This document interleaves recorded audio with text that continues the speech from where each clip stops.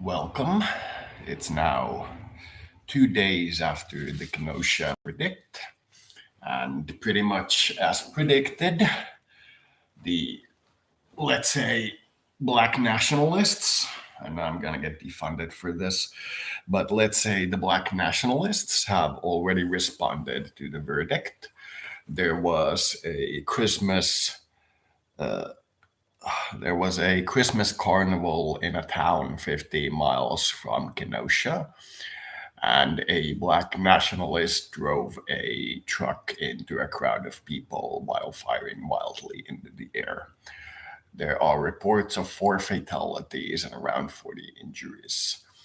Now, I'm not in any way supporting this. I am, however, acknowledging that this was known to happen. This was something we knew would happen if they acquit Mr.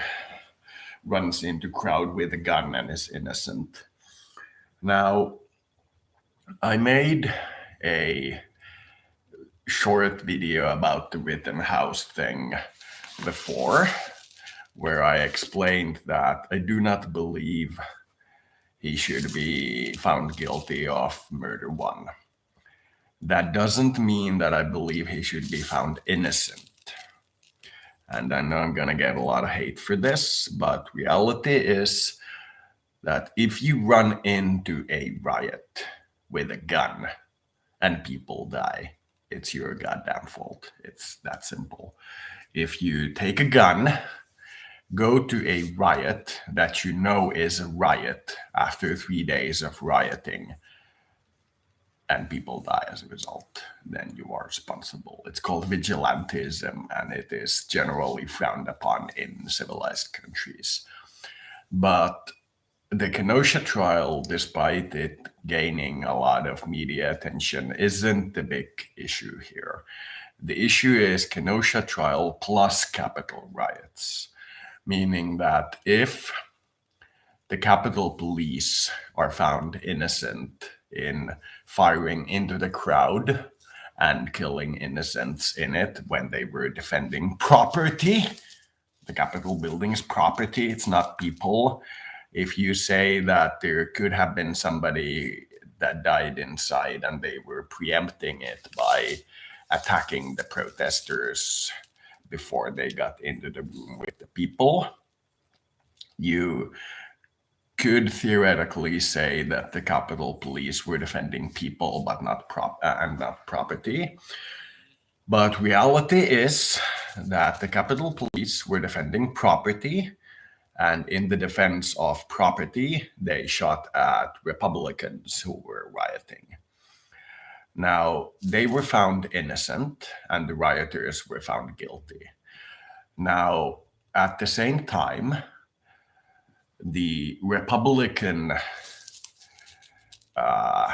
let's say, police were shooting at, let's say, Democratic protesters in a place that is not under the strict control of the central government that is democratic at this time.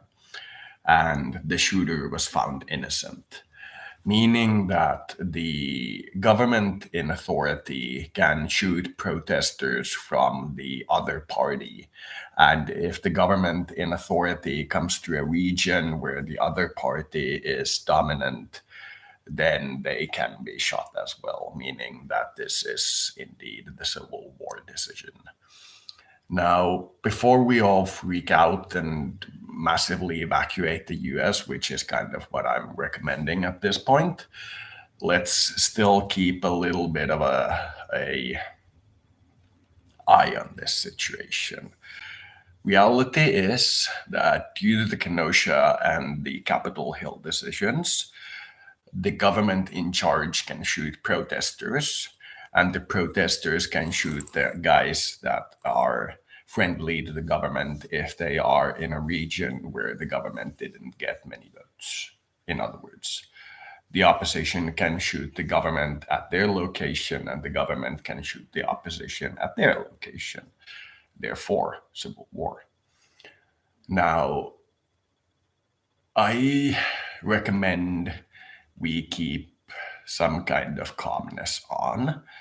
I am very tempted to flee like the wind. And the reality is that this will result in mobs. There will be riot in, say, Dallas, and it will be sponsored by the Democrats, or it will be like an anti-ICE or some kind of riot, and the local Texans will gather guns and shoot at the rioters, and they will be found innocent. This is what will happen. Now, when the recount people in the parliament protest against the overt corruption and stealing of the elections of one side, they can be literally shot by the other, meaning that there is no dialogue. So, to return to the Kenosha kid, it is pretty clear that he didn't commit 2 counts of murder one and 1 count of attempted murder one. That is pretty clear. It is also beyond a shadow of a doubt that the prosecutor was not only inept, he was criminally inept. He was a bad person all around. But I will return to the key point here. If there is a riot, the police are handling the riot on their own, and you think that the police are not doing the right thing, and you grab a gun and you go to the riot to confront the protesters and people die, you are guilty. Now, the right is so enamored with the concept of shooting niggas, and yes, I said the N word, that they will not find the Kenosha kid guilty. But the hard reality is that he went into a riot with a gun after 3 days of rioting while the police were there. This resulted in deaths. Now, if you live in a city and the riot breaks out and you grab your gun and head out of the city and people die in the result of your escape, you're innocent. But if you see your neighboring city engulfed by a riot and the police are there and it's getting handled by the law enforcement, even if ineptly, but at least getting handled, and you take your gun and you go there because the police, in your opinion, aren't doing enough, you are guilty. And the right is saying very loudly that this has nothing to do with race. And I'm saying bullshit. This is absolute bullshit. And there are many things that the right is saying about this that is horseshit. It's not even bullshit, it is horseshit. It's manure. And these guys are the kinds of people who have been championing for a civil war. But when the other side takes up a gun and responds to their threats of civil war, they start crying. This is you literally deciding to vigilante a crowd of rioters and people die, and then you cry that I wasn't meaning to kill them. I just picked up an assault rifle and headed into town because I was wanting to play Fallout. Don't you realize? But the right and the left are so segregated in this United States that we find that they do not talk with one another. They do not have any kind of contact with one another. They are finding irrelevant pieces of opinion and blasting them as the relevant part. They are literally fighting shadows. They are shadow boxing. Now, the BLM riots, in my opinion, will get more violent, and we will have a response that is now legally allowed by the citizens that these guys are rioting against. And if we are unlucky, this will result in an ethnic drive where if you are in a black ghetto neighborhood and the police arrive, you shoot at them. If you are in a white urban high class neighborhood and the blacks arrive into that community, you shoot at them. So a complete split up of their society.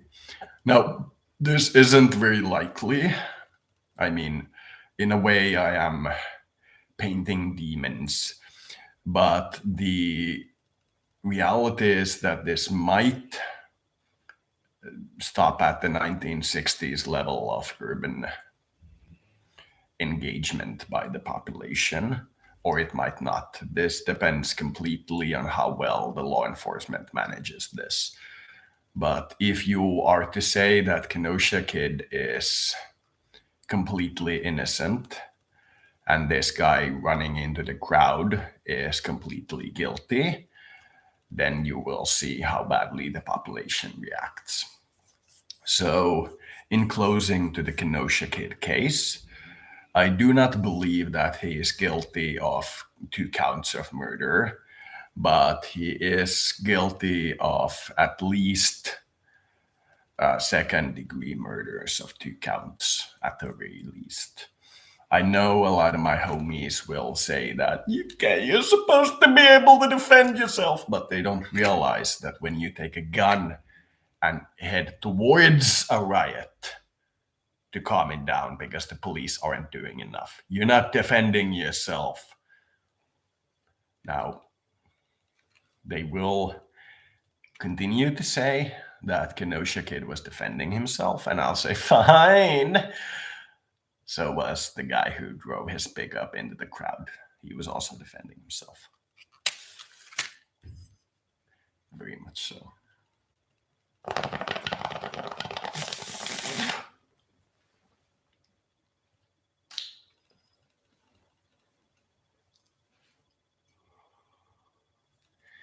You can have one or the other in your imagination land as being justified, but reality is that they're most likely both justified in that they are legally the same. When you find a group of people that are acting against your interests and you decide to take violence into your own hands to properly confront that group, you are going to get this outcome.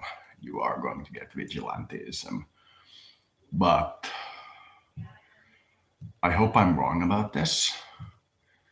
I have a feeling I'm not, and it's gonna end up being a lot worse. But I hope I'm wrong. And I hope the right wakes up. This is very bad. If you literally think that after 3 days of rioting, the civilians are allowed to pick up their guns and start shooting at the rioters, you are not even 1960s, you are in the 1860s. And this is part and parcel of the times. People will get more militant in these times, and it is pretty clear.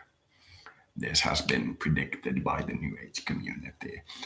Now, one of the things, to go on a little tangent here, that most people don't understand about the New Age community is that they are, in fact, looking for polarization. If you study the hippie religious texts which started this, the 60s, channelings, the material that started this hippie revolution, you will notice something that was mentioned, for example, in The Law of one of these hippie books that I kind of follow. And they openly said that what they're aiming for is polarization, splitting society into. Many of these things are openly discussed in the hippie books. They explain how we need to polarize our society to get the good on one end and the bad on one end, and then harvest the good into paradise and make the bad end recycle on a new planet. This is word for word what these people believe. And I spent a fair bit of time in these cults studying them and being studied by them. And I can tell you that no matter what you believe, these people want conflict. They will, to the last, say that the other guy wants conflict and they don't. But if you study them carefully, you will notice that this hippie movement is geared towards finding conflict, to find enemies and divide society into two, the good and the bad. And you need not study more than, say, the Law of One or any of these other spiritual topics, and you will notice that their very core is to polarize. Now we are polarized, and they are saying that it is the bad side that is at fault, even though they themselves very much said that they want to polarize society. So they are doing exactly what the right is doing. They are militarizing and making it more difficult for others. And once the shit hits the fan and the polarity that they're building starts to snap on them, they claim that it is the other side doing things and they need to become more harmonious with their own group and so on and so forth. The standard demonic bargain, the thing that sounds good if you read it with like the devil's advocate mindset, where you read it like it is good sounding to you. But when you study it piece by piece, when you really put effort into understanding it, what these New Age groups want is to polarize. They literally want the good guys on one end and what they think are the bad guys on another. They want their good guys to be harvested by angels, sky people, people living in the asteroids, the solar cult like things. And they want the bad people to recycle on a new earth, and they want this earth to be a paradise of nobody desiring anything. The standard communist model, the very standard.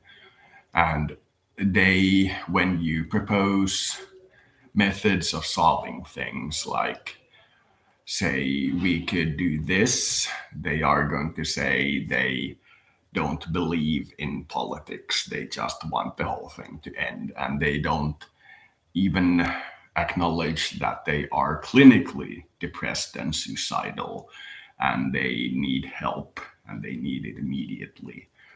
These people, after having spent more than a decade studying them, I would be hard pressed to say clinically insane, but absolutely incapable of dealing with any kind of karma. They are always in the mindset that the karma they get is just some evil somewhere doing something evil. Even when you see it clear as day that they are doing one thing and the response is something that they will get, and you tell them that that is the response they will get. When they do get that response, they say it's the evil one or something like that. They believe God is inferior to the evil one. So when something happens to them that they don't like, they instantly think it is the evil one. They think that it is some form of evil influence that needs to be corrected. So that is the tangent.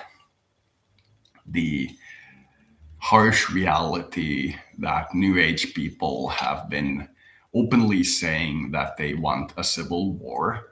They want humanity to be eliminated. They want their own sky people to come to save them and only them. And they want society to become more polarized and more infighting, and they want the good to be really good and they want the bad to be really bad. They don't want a middle ground where we can all meet and discuss and come up with solutions. They want the evil one punished and the good one rewarded. And when you confront them with something that they are doing that is evil, they will have the same response always, which is that you just need to be more light, you need to be more love, and so on and so forth. But when they discuss something bad happening to them, and you tell them that this is just your karma for attacking others or anything of that nature, they will unify and they will attack you because you are saying that they have done the evil one. They aren't attacking you because they think you're wrong. They're attacking you because they think you are telling them that they are Satan incarnate, because that is how deep their religion goes. I have spent the better part of 2 decades studying these people.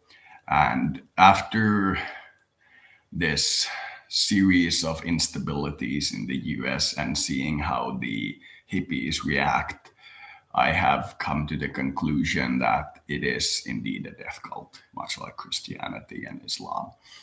A cult that tells you not to live this life to the best of your abilities, but to focus on something that comes after this life that can only be achieved by most often suffering in this life, a death cult. And this is sad and kind of predicted. But like I said, if you study these hippies' religious texts from the 60s, you will notice that their desire isn't to unify the population in a good or a bad way. Their desire, quite literally, is to split the population in two, have the good side on one end and the bad side on the other, get the bad side to be sent to hell and the good side to be sent to heaven. That is what they desire. It is a method of taking power onto yourself, of making sure that your good is also the good of everybody else. So these are the types of people that will condone members doing actual bombing attacks on each other, but will not allow a minor criticism because they are of the belief that they are already holy, that they will be saved. Any opinion to the contrary that says that they aren't the good guys is going to be attacked as if you're saying that they are child murderers or something along that line.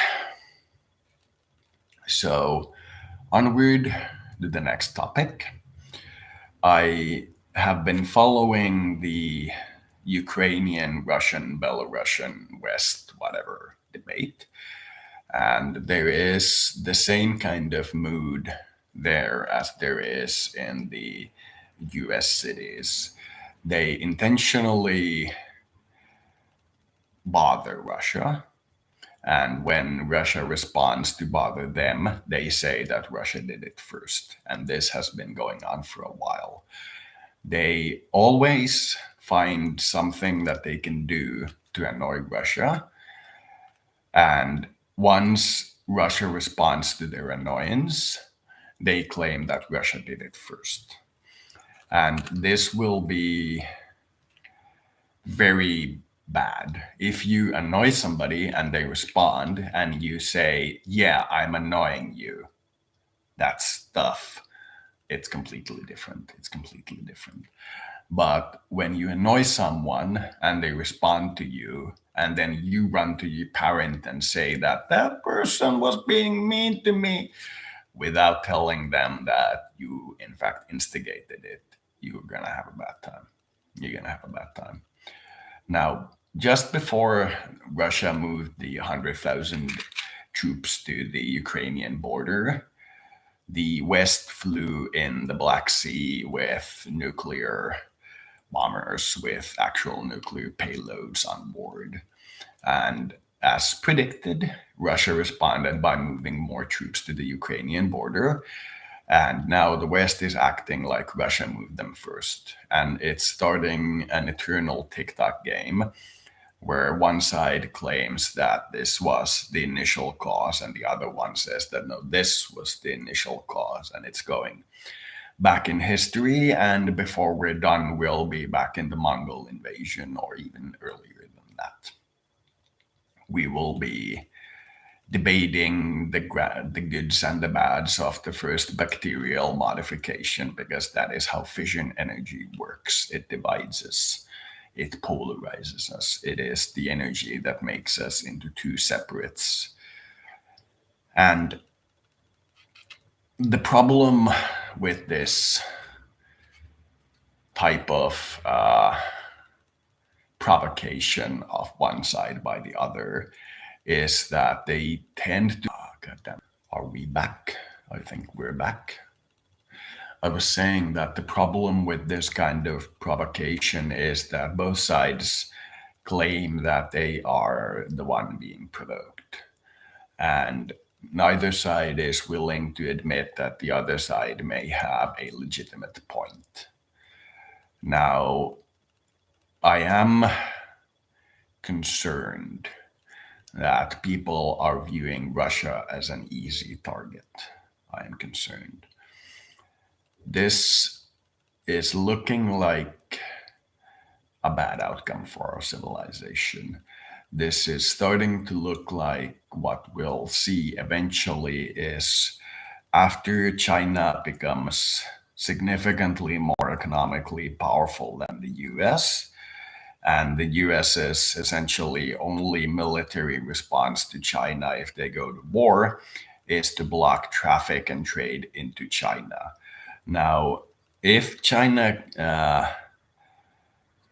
completes its Belt and Road Initiative, where they have access to the Central Asian markets and have their energy piped in from Russia, then even blocking all access to sea trade would not stop China. They aren't going to invade the rest of the world just for Taiwan. But if it does indeed come down to it that the trade embargoes in China that basically Trump did are enough of a provocation that they think, like Japan, that no matter what they do, they'll be attacked by the West because they are gaining enough power to become a threat, then they might do like Japan and simply wage it all on one go.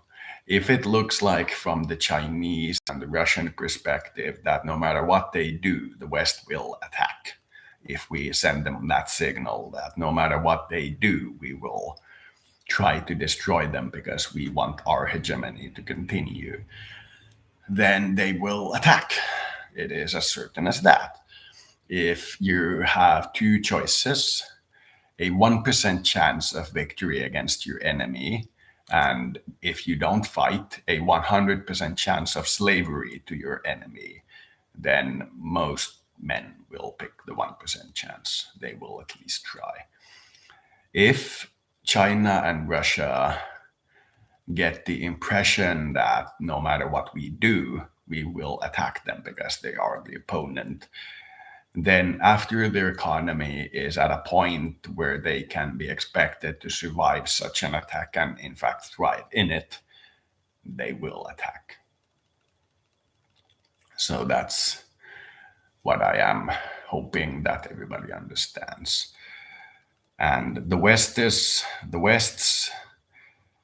policy over the last 20 years is such that it is clear to Russia and China that no matter what your policy with regards to the West is, if it's not complete slavery, then you will be attacked.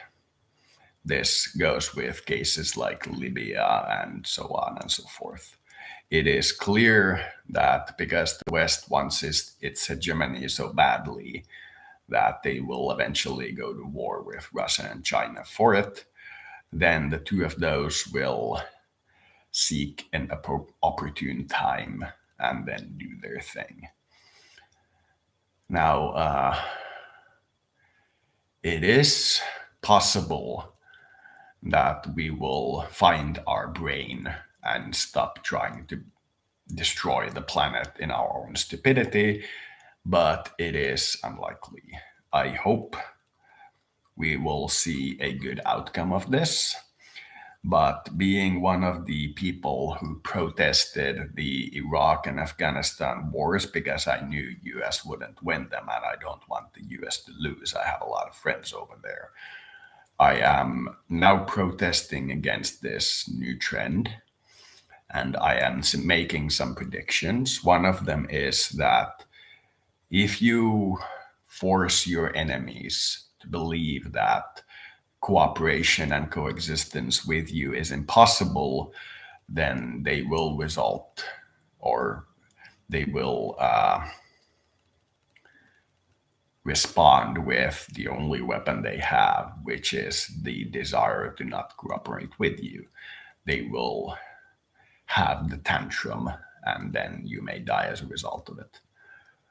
But the right is so enamored with its military that telling almost any of my right-wing associates that you are going to go to war with China for this policy if you continue it, they'll respond with China will take them out in a swing of the hand.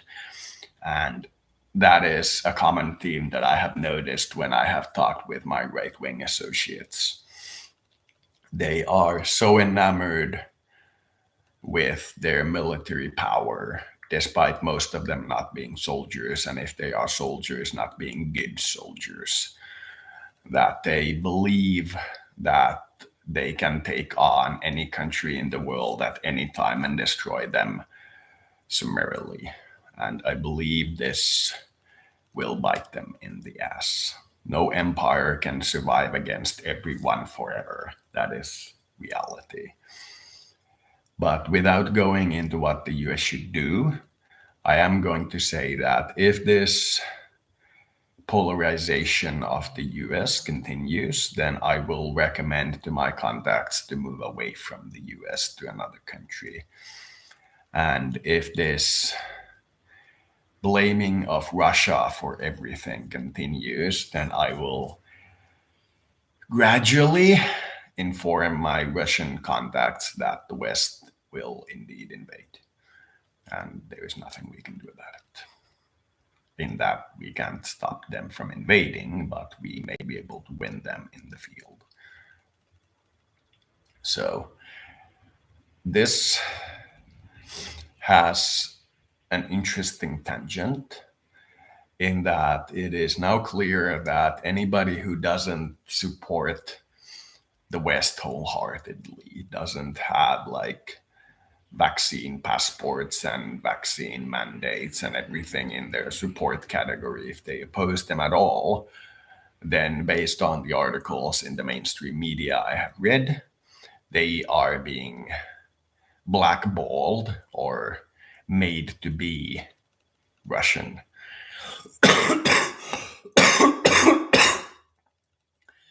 There is indeed a large degree of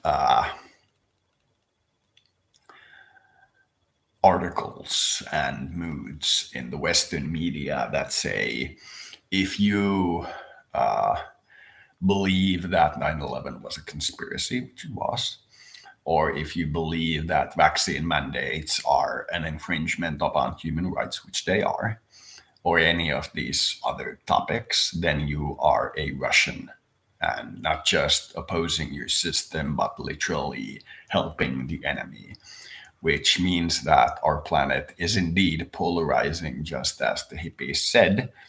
but it is polarizing in a way where most are forming into a single nation state, where you either support your leader no matter what they do, or you are Russian, literally. It is a matter of time before we start seeing articles describing the Kenosha kid as a Russian. It's a matter of time. So that is all I really want to say about this. I will watch a video of Putin talking and I will comment on if there's anything interesting in it. And now that I have concluded this news segment, I would hope that if you have any questions or comments, you put them on the right here so I can read them and comment on it. In short, we are getting the polarization that the hippies wanted, and it is just as bad as I predicted it. The right wing is clearly insane, The left wing isn't much better, but at least they're trying. They're trying to be good. The right is simply saying that we need to return to feudalism, and they don't see it yet, but they will, and it is going to be bad.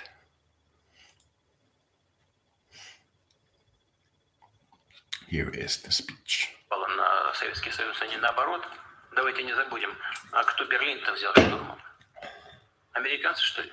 Только под Сталинградом 1 100 000 человек погибло. В Великобритании сколько? 400 000? Меньше 500 000 и в США. Здравствуйте, Владимир Владимирович. Алексей Миллер, историк, Европейский университет в Санкт-Петербурге. 2 года назад... У нас 2 Алексея Миллера. Какая богатая Россия. 2 года назад вас спрашивали во время встречи с Валдайским клубом о резолюции Европейского парламента, где на Советский Союз и, соответственно, на Россию возлагалась равная с нацистской Германией ответственность за начало Второй мировой войны. И с тех пор вы не раз обращались к этой теме и в своих выступлениях, и в статье, которая летом 2020 года вышла. И, среди прочего, вы, когда открывали памятник... No, Russia wasn't responsible for the Second World War. Before the outbreak of war, Russia approached France and the UK to re-sign the alliance against Germany that was in place at the First World War. But the Western powers said that they don't want to align with a communist state. And Russia then, or the Soviet Union then, looked at Germany and realized that they're about to be invaded on a single front war, in that Germany would be supported by the Western powers more or less openly. There would be no invasion across Alsace, and they would be forced to fight Germany alone without any help from the West. And they realized that it is better to at least buy some time by aligning with Germany, because Germany would attack them anyway, but at least buy some time. And that is what they did. If you want to look at the real culprits of the Second World War, you need to look at the Allied diplomats that refused Russia's offer before the outbreak of war of aligning against Germany. Жертвам блокады Яд Вашем в январе 2020 года сказали о том, что вы бы предложили встречу лидеров Большой Пятерки, чтобы в том числе и вот эта тема была обсуждена, чтобы мы вышли из режима вот такой конфронтации, такой войны памяти. Но, по-моему, с тех пор лучше не стало. Может быть, вы что-то знаете такое, что в публичной сфере неизвестно, может быть, какие-то изменения к лучшему, но было бы здорово, если бы вы нам об этом рассказали. И второй вопрос вдогонку к этому. Когда есть такая конфронтация внутри стран, которые в такую войну памяти вовлечены, всегда возникает искушение сплотить ряды и в некотором смысле ограничить в большей или меньшей степени свободу дискуссий историков в том числе, а такие дискуссии всегда предполагают различия мнений, и в том числе и какие-то рискованные, и, может быть, даже неправильные мнения. Вы вот применительно к нашей стране видите такую угрозу сокращения этой... Baby. Свободы. Да нет, угрозы такой, мне кажется, у нас нет. У нас угроза иногда возникает безответственности за то, что люди говорят. Такое есть. Но это обратная сторона как раз той самой свободы, о которой вы сейчас сказали. Значит, если говорить о моей инициативе провести встречу глав государств пятерки членов Совета Безопасности, постоянных членов, то она, в принципе, это поддержана была всеми, и можно было бы это сделать. Там возникли проблемы, которые с Россией не связаны, связанные с некоторыми спорами внутри этой пятерки. Повторяю, не связано не с Россией. Первое, а второе, потом началась эта пандемия в скором времени, и все это усложнилось, на самом деле. А сама идея встречи, она, в общем, встречена была весьма позитивно. И надеюсь, что, может быть, это когда-то и состоится. Это точно пойдет на пользу. Точно пойдет на пользу. Мы обсуждаем это и с американскими партнерами, и с нашими китайскими друзьями, с французами. Французский президент, кстати, сразу это поддержал. Вот, у него были из Великобритании. Там есть свои идеи, свои предложения, чем наполнить такую встречу дополнительно. Но сама по себе идея, она в целом поддержана. Надеюсь, условия сложатся, мы такую встречу проведем. Что касается памяти, по поводу исторической памяти вообще, связанной со Второй мировой войной, вы знаете, конечно, я готов сам на эту тему говорить аргументированно. У нас много претензий к правителям страны с 1917 года по 1990. Так? Это очевидная вещь. Но ставить, тем не менее, на одну доску нацистов и коммунистов в преддверии Второй мировой войны и разделять ответственность 50 на 50, это абсолютно недопустимо. Это ложь. Вы знаете, я говорю так не только потому, что я русский человек, так и в данный момент являюсь главой российского государства, а Россия правопреемница Советского Союза. Я вам говорю в данном случае отчасти, хотя бы отчасти, как вы, как исследователь. Я читал документы. Я просто поднял из архива эти документы. Мы сейчас все публикуем больше и больше. И вот поверьте мне, я вот когда читал, у меня даже по-другому картина начала складываться. Вот можно как угодно там, и есть за что вспомнить Сталина, за его лагеря, там, за репрессии и так далее. Но я видел в документах его даже резолюции. Реально советское правительство боролось за то, чтобы предотвратить начало Второй мировой войны. Можно сказать, по разным причинам. Кто-то может сказать, что не были готовы, поэтому старались предотвратить. Но точно совершенно старались предотвратить. Боролись за сохранение Чехословакии. Ставили вопросы по поводу того, чтобы защитить ее суверенитет. Я читал, секретов нет, мы сейчас открываем эти архивы. Значит, какова была реакция той же Франции на происходящие события? В том числе и по встрече в Мюнхене в 1938 с Гитлером, ведущих политических деятелей. Вот когда вот это читаешь, видишь, понимаешь, что попытка извратить, конечно, она всегда может быть. Но хотя бы прочитайте эти документы. Когда, значит, я понимаю сегодняшнее польское руководство там, по поводу событий 1939 года. Но когда им говоришь, ребята, вы посмотрите, что происходило чуть-чуть пораньше до этого. Вы же поучаствовали вместе с Германией в разделе Чехословакии.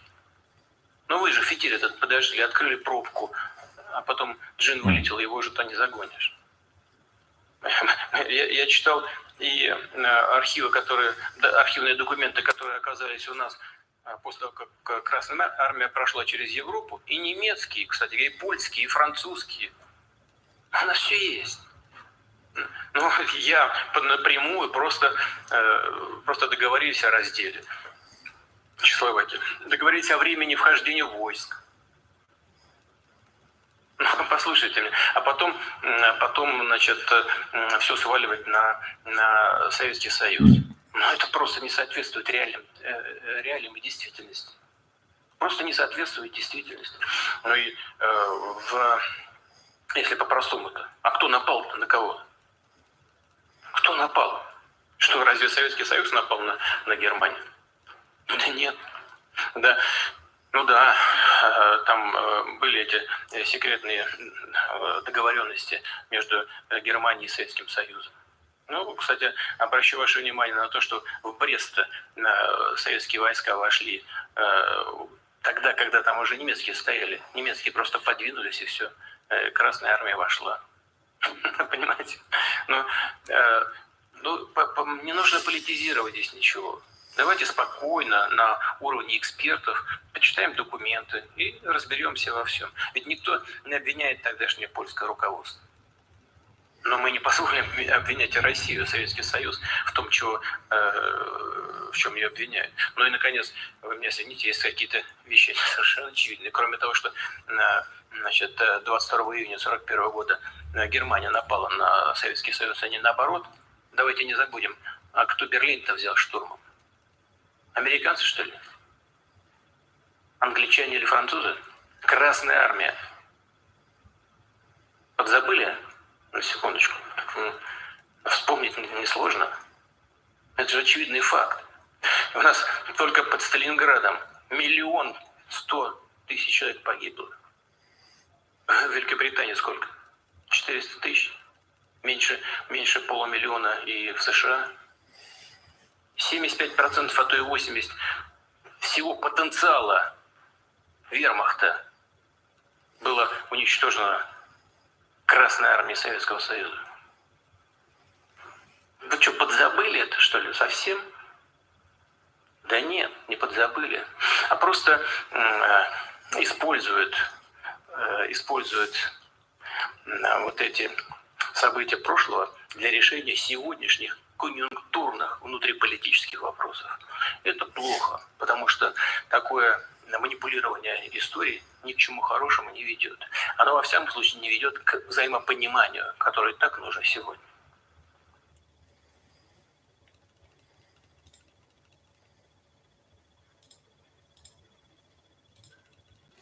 So that's about it.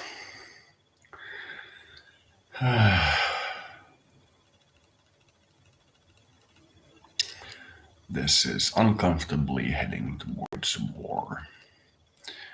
And what makes it very uncomfortable is that I do not know which side I should stand on. I am undecided. Reality is both sides are committing atrocities and invasive acts, and it's starting to appear like it's better to hope that they eliminate each other, which brings us to the sum of our fears. So, since there are no comments, I will end this stream here and I may start a new one fairly soon. Thank you for watching.